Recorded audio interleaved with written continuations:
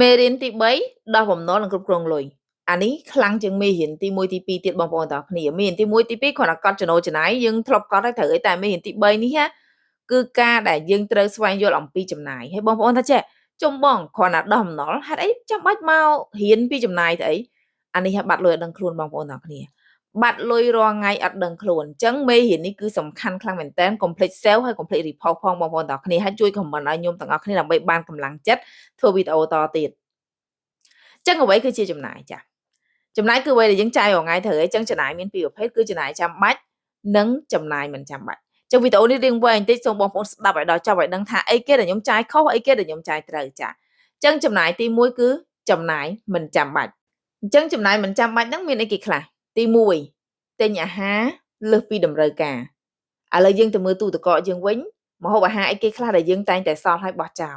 បងប្អូនដែរសង្កេតអត់ចាបងប្អូនដែលសង្កេតបោះលុយចោលរាល់ថ្ងៃឃើញចាទិញដាក់ចូលទិញដាក់ចូលទិញដាក់ចូលស្រាប់ចុងក្រោយបោះចោលអត់ហូបទេ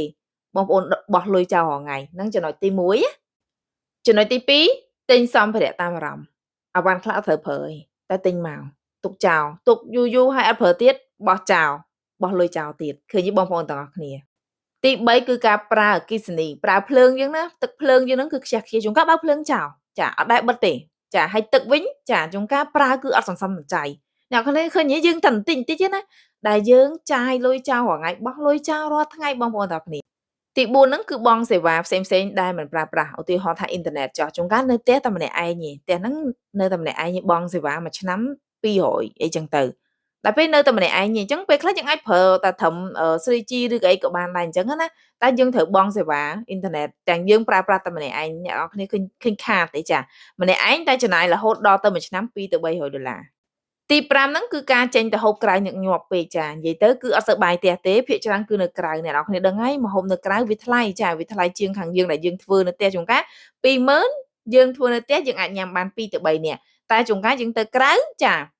ម្នាក់ឯងគឺ20000ហ្នឹងជួនកាលអត់គ្រប់ទេត្រូវឲ្យបងប្អូនទាំងគ្នាជួបបទពិសោធន៍ហ្នឹងនៅទី6នេះគឺចំណុចខ្លឹមមែនតើបងប្អូនទាំងគ្នាទិញអីវ៉ាន់ចា promotion ដែលអត់មាននៅក្នុងផែនការចាអត់មាននៅក្នុងផែនការចំណាយប៉ុន្តែឃើញគេ promotion ល្អទិញភ្លឹបចាទិញហើយជួនកាលទុកចោលអត់ប្រើទៀតឃើញអ្នកនរគ្នាតែបន្តិចបន្តិចណាដែលអ្នកនរគ្នាបោះលុយចោលជារៀងរាល់ថ្ងៃ